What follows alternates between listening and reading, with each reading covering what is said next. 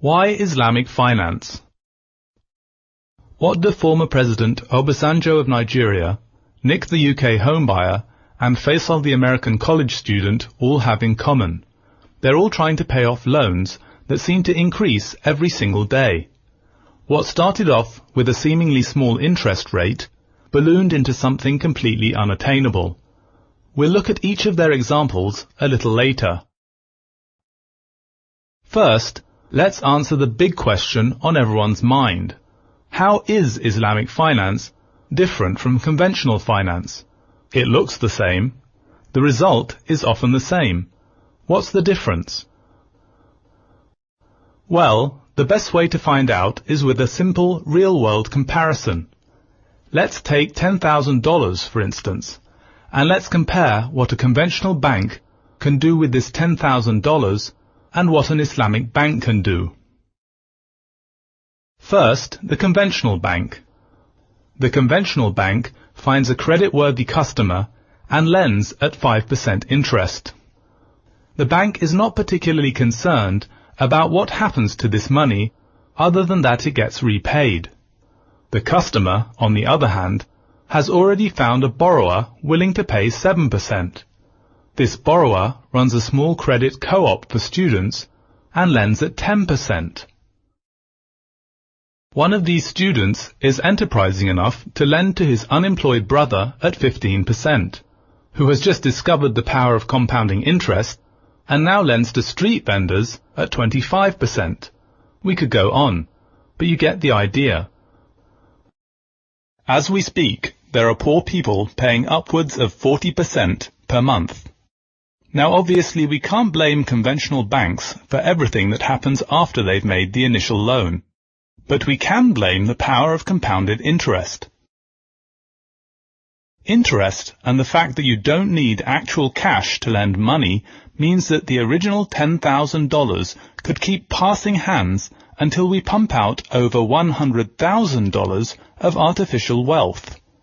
Artificial is right. How much actual cash is there? Only $10,000. With interest, we managed to turn $10,000 into much more. Now what happens if the street vendors go out of business? Or the unemployed brother doesn't find his job? Or the credit co-op goes bankrupt? That's right, loans don't get repaid. And if enough people can't repay their loans, lenders get into all sorts of trouble. This vicious cycle sets off a domino effect of defaults. And imagine that instead of a $10,000 personal loan, it's $1 million business loan, or $1 billion World Bank loan. Compounding interest grows so fast that borrowers are often unable to repay.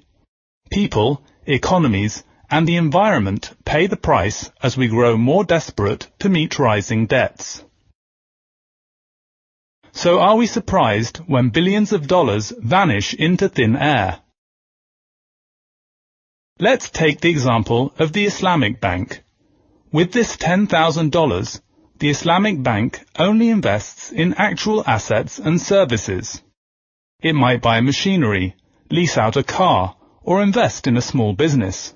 But throughout, the transaction is always tied to a real asset or service. And this is the central point.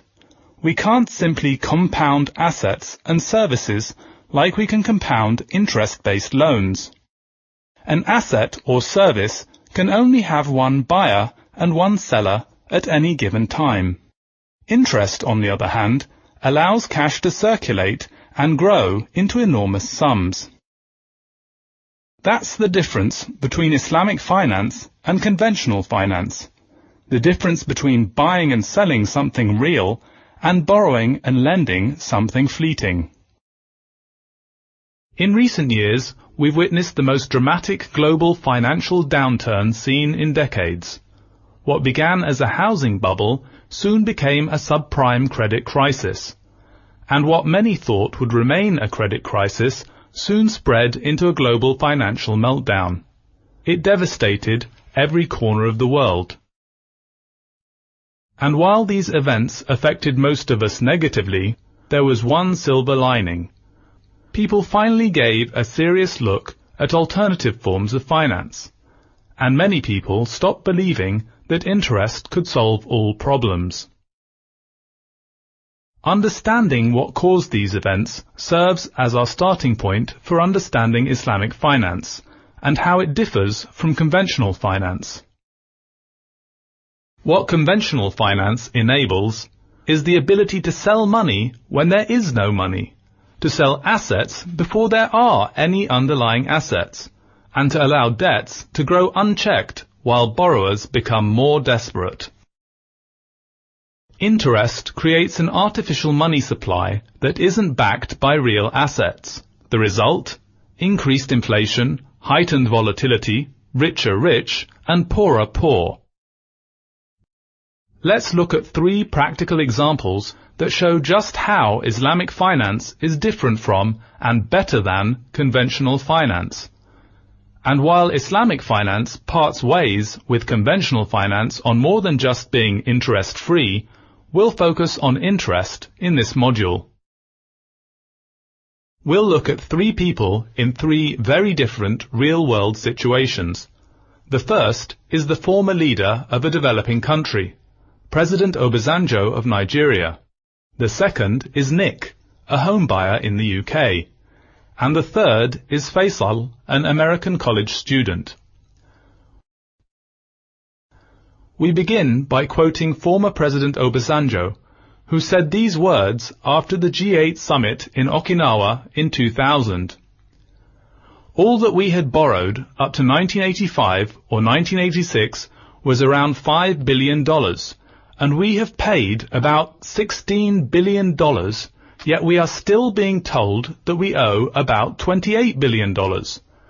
That $28 billion came about because of the injustice in the foreign creditors' interest rates.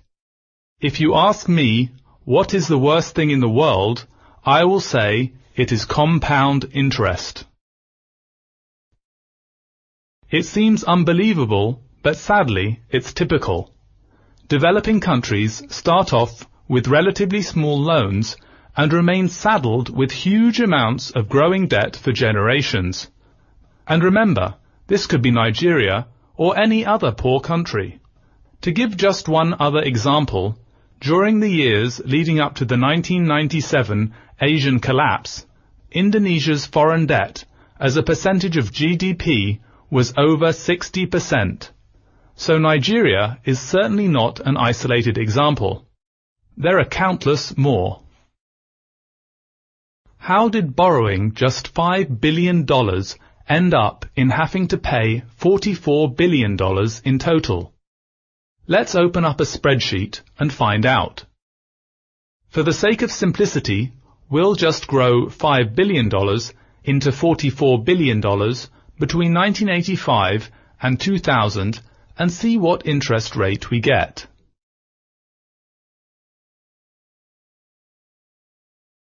It must have been a very high interest rate to get to $44 billion in such a short period of time.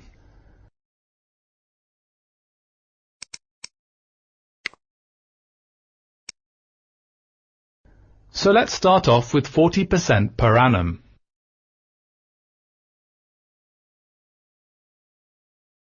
No, that's not right.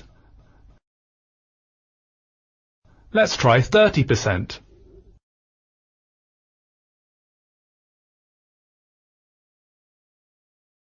That still gives us a very high number. It turns out that to grow $5 billion into $44 billion takes an interest rate of only 15.6%. Now, on the face of it, around 15% doesn't sound exorbitant. It doesn't seem unfair, and technically it isn't even illegal according to international law.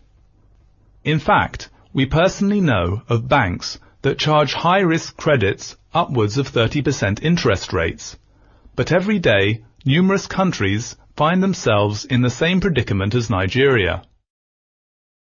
UNICEF estimates that over 500,000 children under the age of 5 die each year around the world as a result of the debt crisis.